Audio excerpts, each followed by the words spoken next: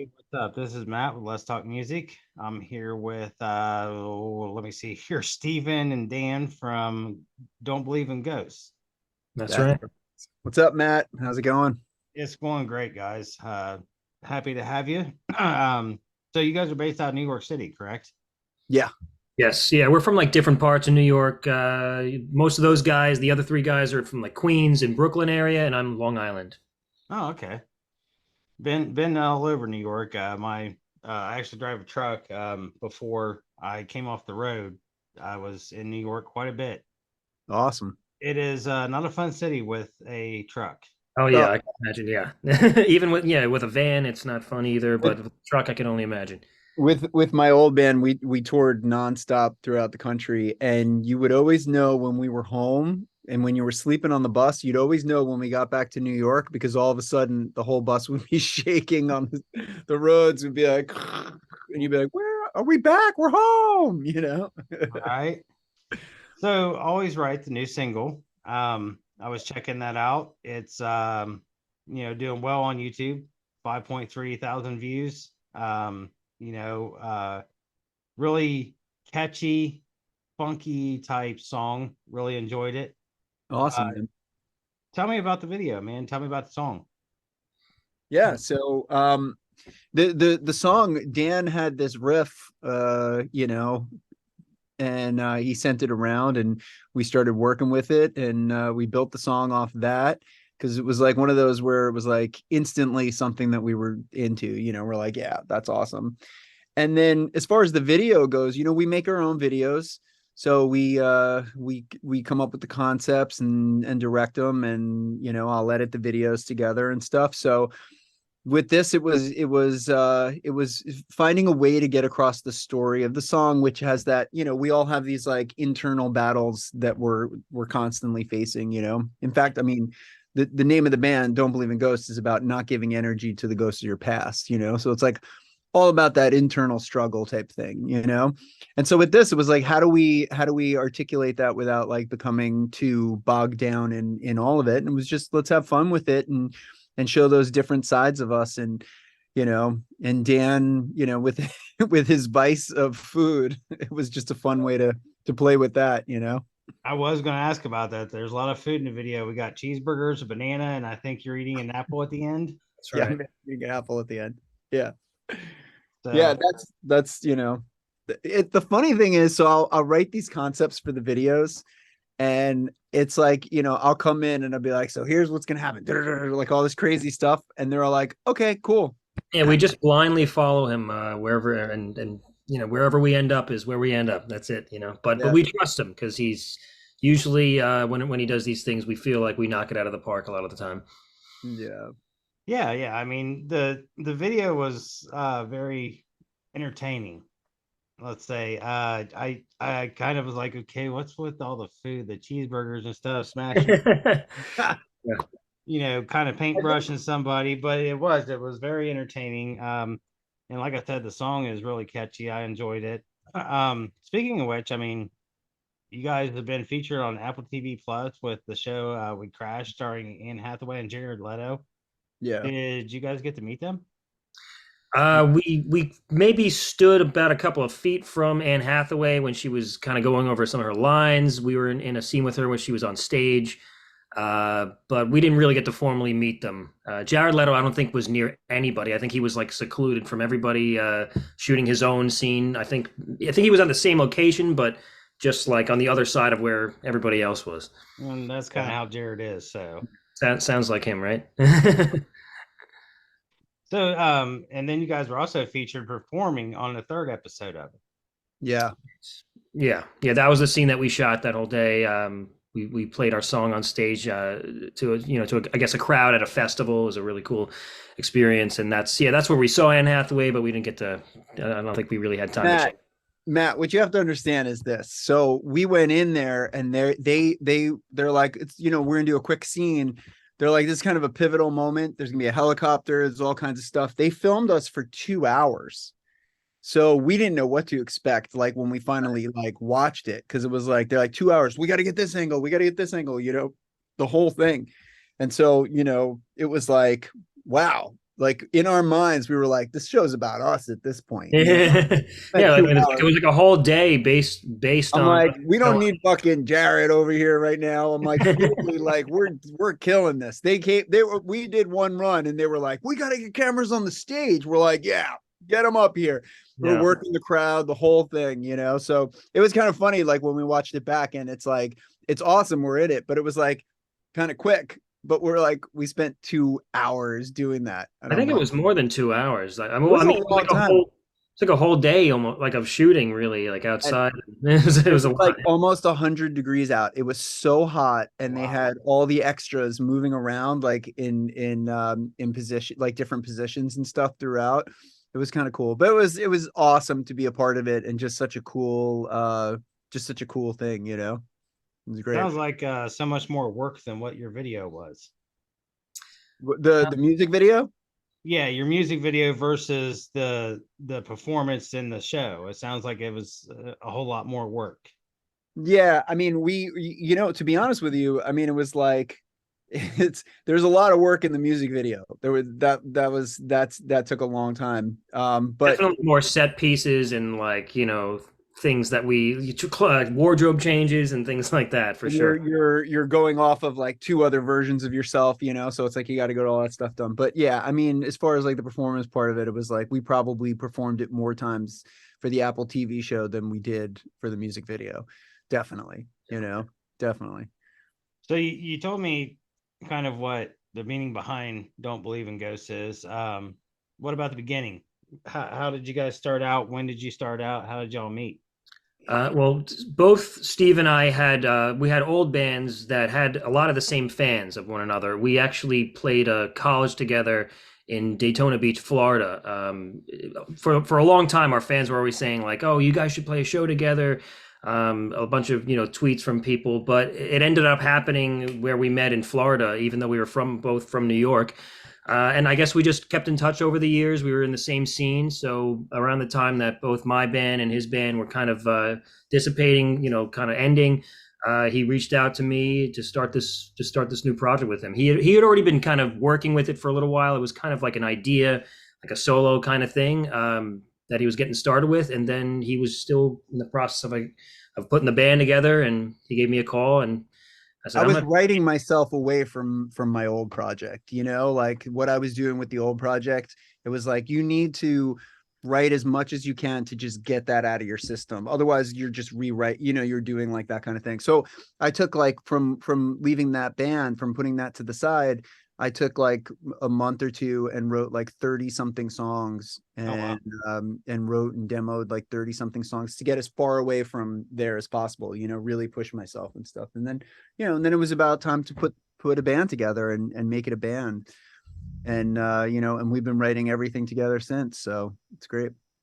Yes, I mean I was reading a press release and like you guys was at the radio convention in 2021 in Cleveland, so not Mm-hmm. too far from me. And then again, 2022, you scored the soundtrack of The Heart of St. Francis. Mm-hmm. So, I mean, the beginning roots, when was that? What year was that?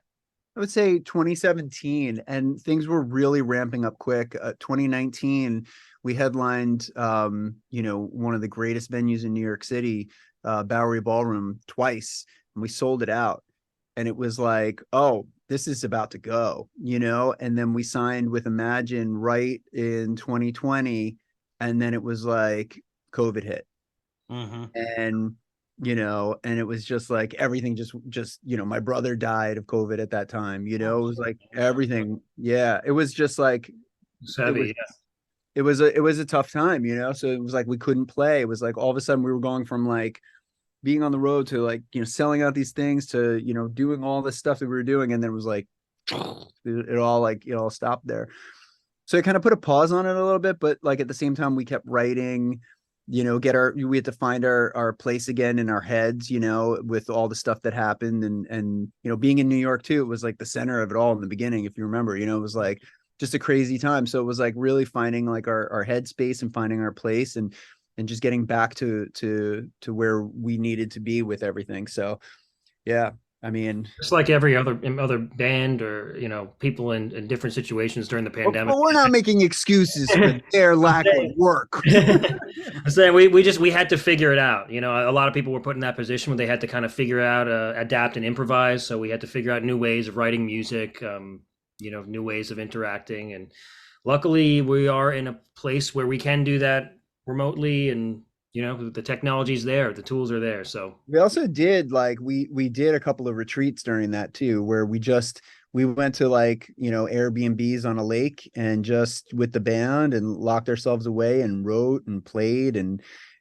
just got back to the music, which was an important thing for us to do.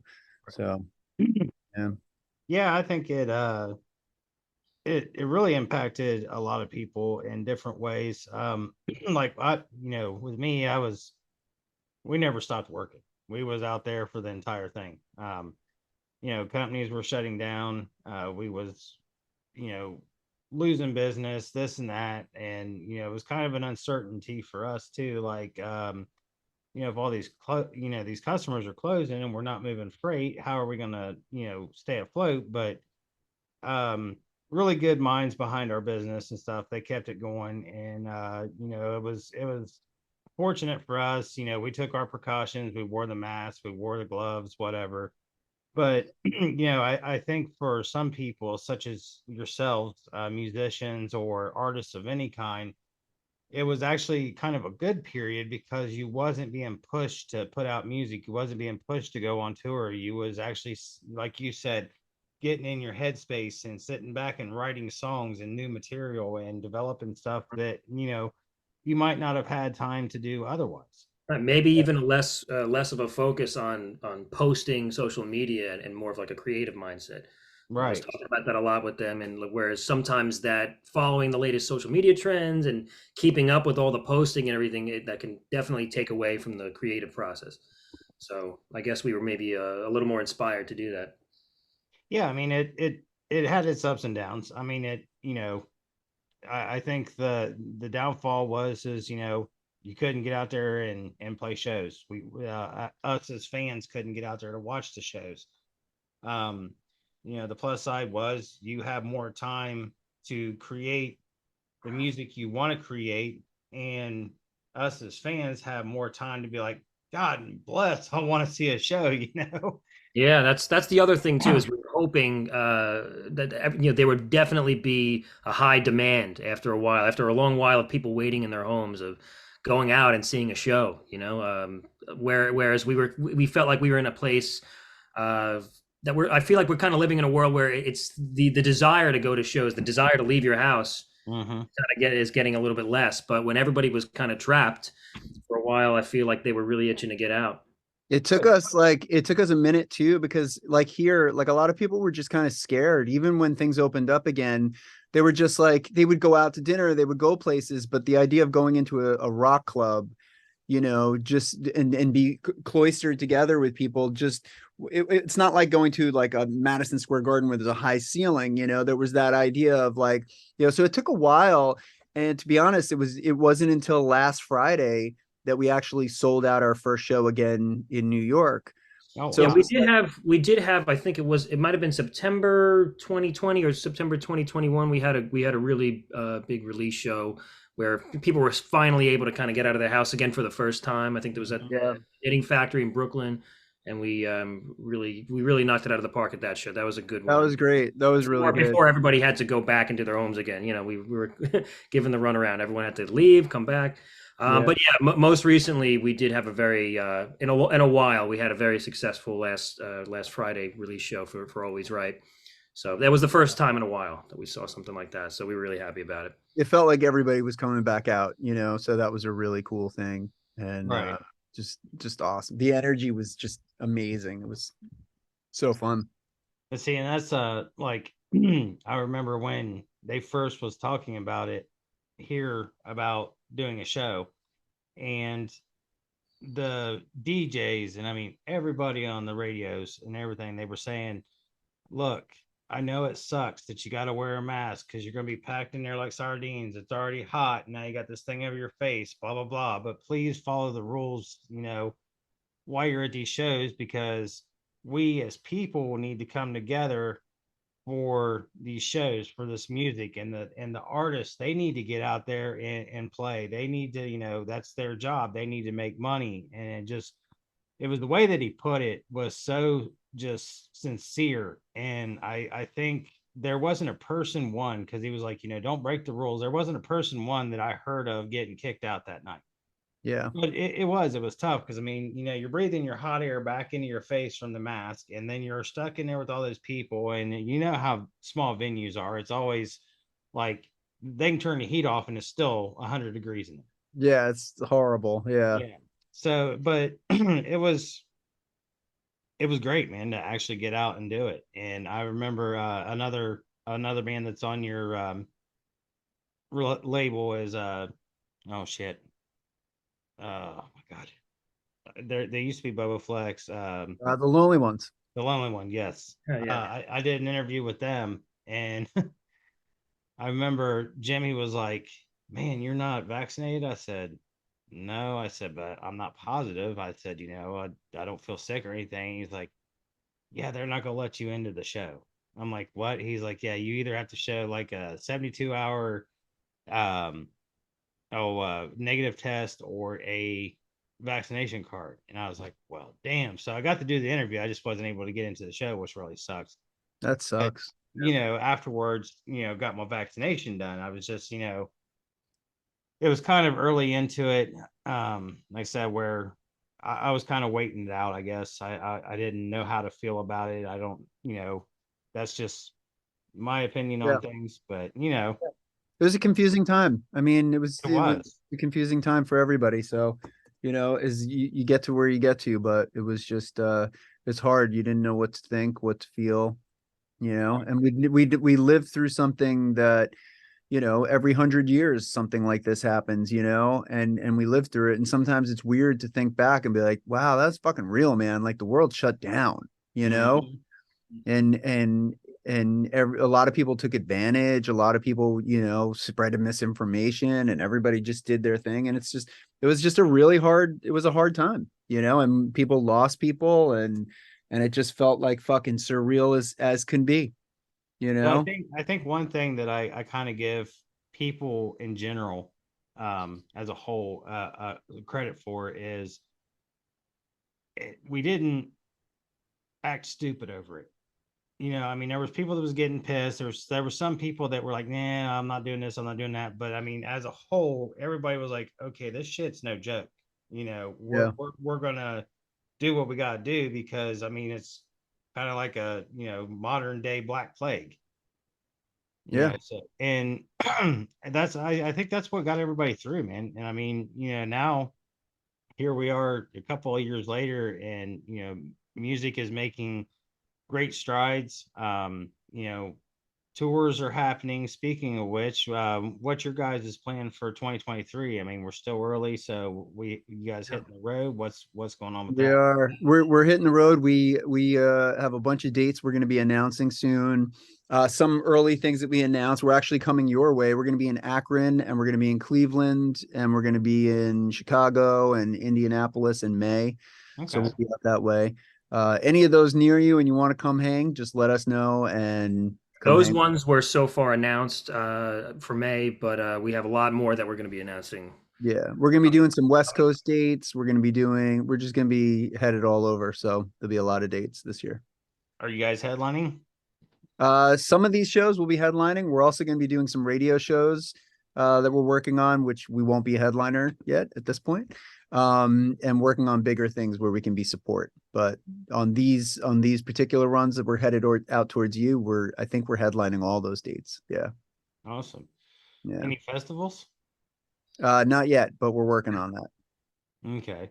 So now, in the press release, it considers you guys an alternative indie pop. Is that how you guys see yourselves, or do you place yourself in a different genre? I don't Uh, really think I about would it. I would say yeah. I mean, overall, I would say indie pop. Some of the stuff might be more in the rock camp, but overall, you could probably say pop. Alternative indie pop rock. Maybe that's too long to say, but You can say whatever you want. It doesn't mean anything anyway. You know, people don't live, we're not like back in high school in like the 90s where people are just like in their groups and hanging out in cliques, you know. The True. world's changed, man. Everybody listens to everything now. People judge songs based upon what they like, you know. So the idea of a group of music being alternative to something else is totally I ridiculous. even think that just like to say pop music now draws from a little bit of everything, I feel like. Hmm. It does. It does. And while there's a definite commercial accessibility to what we're doing, it's like I don't it like it wouldn't necessarily work against like today's pop music. Like if you sit and listen to the top 50 songs, it's like I can't fucking tell the difference. They'll go all the way through. It just sounds like different people guesting on the other songs, you know. They're Right. coming in. It's just one song with a bunch of people guesting on it. And it's probably because it's like four different writers, you know, writing all that shit anyway. It's a weird thing. That's nothing against it. It's not that there's not good stuff there. There's good stuff there. But it's is it interesting? I don't know, you know. So where did you two draw influence from when you was younger? Where what was it that made you say, I want to make music, or I want to be a singer, I want to be a guitar player? For What? me, it was pretty standard. I started very young at like 8 years old, and I think the first band that ever made me want to play music was the Beatles. So Nice. from there, I kind of followed the chronologically. It was the Beatles, then it was like Clapton, and then Hendrix, and then it was like all these guitar virtuosos that I kind of Tell him the story about how you waited in line overnight to buy the Sergeant Pepper album when it came out. that didn't happen.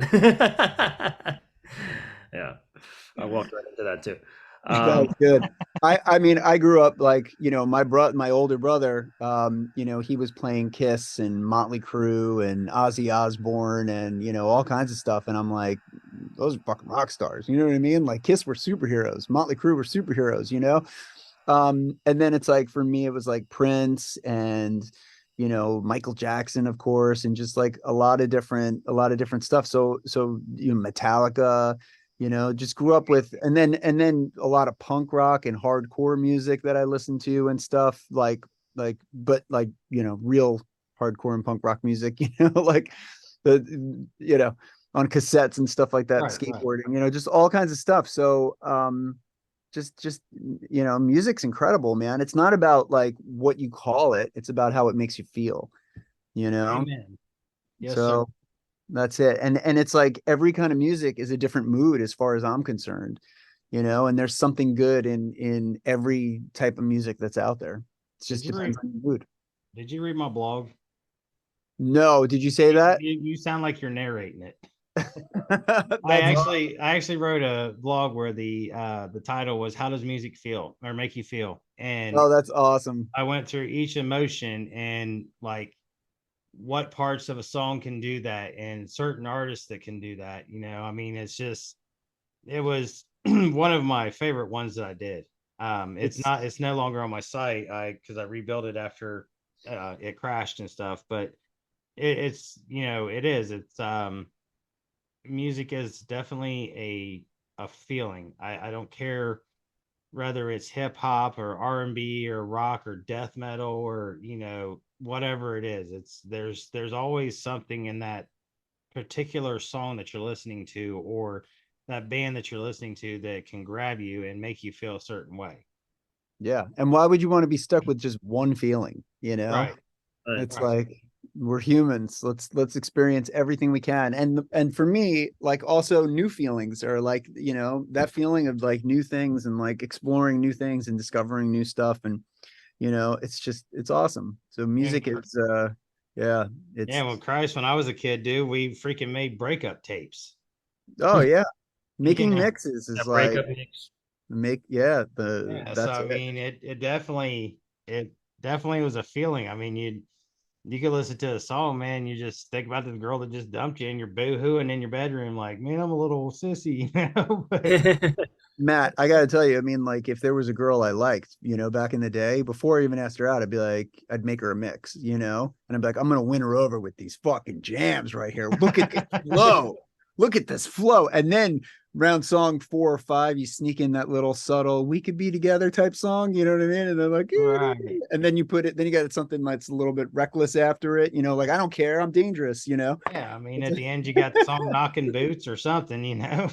Yeah, and then and then you leave, and then it's you send, and they're reading into it because that's what you do with a mix, because that it's put in that way.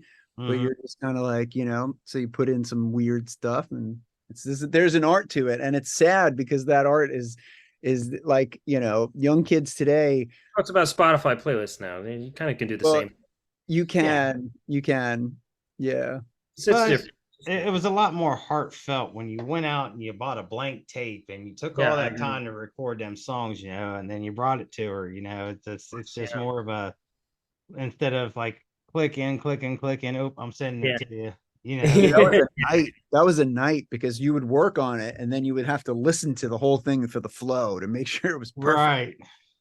And I mean, it is. It's though. I mean, the way that technology has gone. I mean, I really do miss uh cassette tapes. I miss CDs. I've got some vinyl that's, vinyl's making a comeback, but I really do miss cassette tapes. And um, simply because of those reasons. I remember making those mixtapes, and I remember, my excitement when I bought a new tape. I remember the first tape I ever bought on my own was a Scorpions tape. Oh my God, I can't remember the name of the album, but it had that song, "The Rhythm of Love" in it, Yeah. and it was just like the coolest thing ever. Everything before that, my mom had bought for me or somebody. I had the Michael Jackson Thriller album. I had some 8 tracks, whatever. But yeah, it felt really good to buy that first cassette tape, and I built my collection so much, man. I had, just such a freaking variety of music. And there's a metaphor to it that's actually really connects you to the music. And that is, it's, how, like, when you connect to a song and it's your song, but there's something about when you bought it and you held it, and it was like suddenly you were holding your thing. It was a piece of you, right? Mhm. So it was like you would put it in, it was tangible. It felt like while it really is just a piece of plastic and whatever, it's not the same when you pull it up on somebody else's streaming service Right. and you listen to it, but the options are endless. It was, when it was yours and it was focused and it was this thing that existed with that moment. It was there's a reason why you connect to that, It's forever. They're always sentimental. your songs. Yeah. I It's remember, like, yeah, like digging through some old stuff and finding some of my old mixed things. I'm like, oh wow, I remember that. And it took me back just to look at the CD, the physical CD, and whatever I wrote on it. Um, Yeah. so there was Yeah, definitely and a it special. is. And like you said, being, something tangible. And I think that's the great thing about people doing vinyl again, Yeah. because you can stream it, but it's it's something about the nostalgia of it, you Yeah. know. It's like you never get to own it when you're streaming it. Right. You're just borrowing it. And it's like, it's different, than owning something. And it's I'm like, sure at some point we've probably thought about pressing some vinyl stuff. But yeah, I mean, as we would much as it love has, we want to do it. I mean, we'll definitely, at some point, hopefully, do some vinyl, because that's like, we would love to do that. much as it has made a comeback, maybe it is still kind of niche. But hopefully, I think people who come to shows would probably definitely it would be appealing to them. Yeah. Oh yeah, yeah. And I mean, I was at one not too long ago. The guy actually, the band had a cassette tape, and I was like, holy shit. I'm like, I would love to have this, but I don't even have anything to play it on. And they were actually talking with Sony to see if they would bring the Walkman back out so that they could sell the tape with the Walkman. Yeah, that's what we were talking about doing at one point too, because you could get the Walkman, you could get those in bulk from China, Mhm. and just, and then do a package They're like that's super cheap now. sets and Walkman, so it's a full experience as opposed to just, the cassette itself. Right. Yeah. Yeah, you can get them like $10 each, and then, the cassettes you could get those, for probably like five It used to bucks. be like $80 or something, back in the day. Yeah. Well, I can't Like, tell you that this thing's going to play at the right speed and for very long, but you could get a cassette player for $10. and I mean, people would pay for that. I mean, I'm not so much sure about the newer generations, but people like myself, my age group, your age group, whatever, I really think would say, holy shit, even if it does just play the tape once and it goes kaput, at least I got to listen to a tape again. I Yeah. actually do think it would be appealing to like a younger age group because they think it's like a really cool vintage piece of They gear. love cassettes. They actually love cassettes. Yeah. Same way that actually when we went to go write at one of our lake houses, they had a mechanical record player in there, and Oh that wow. thing was fascinating to me. How I mean, I couldn't tell you how the thing works, but you turn the thing and it makes music, and I'm like, how could this thing work without electricity? It just blows my mind. Yeah. It's so amazing. And the record that was on it was from like 1911, I think, or something like that. And it's like you sit there and you think these guys had one take, right? That was it because it was getting burnt Had to be into good, the man. records. So it was like, okay, I hope you practiced. Here we go. And that's what we heard. And it's like, wow. And it's so cool. It's so cool. I It love is. that I stuff. mean, and it is. I think it's just amazing the technology, the way it comes so far to what it is now. With music, I mean, you used to wonder, like, okay, the reel to reels, or whatever. How does that happen? That it just goes through, and what you're saying on a microphone, goes on. That now you got the streaming services and everything, and it's been a very just complex thing since the beginning, I think. And but now it seems so simple. You take the track, it's digitized, you put it on a streaming service, and it kind of took, I think, a little bit of the fun out of it. You It's know, definitely different. You Yeah, know, yeah. it's I mean, definitely different. you gotta think, man, like when you bought a new tape back in the day and you was like, oh my god, I can't wait to listen to this, and how tightly them things were wrapped, and you're sitting there getting pissed off because you can't get the plastic off of it. And you Yeah. finally get it open, and you're popping it in, and you're opening up the big old sleeve and looking at the lyrics to the songs and this and that. I mean, it was great. When And you had one that was those clear tapes and you could just smell that, it smelled so good. mhm. Just that plastic.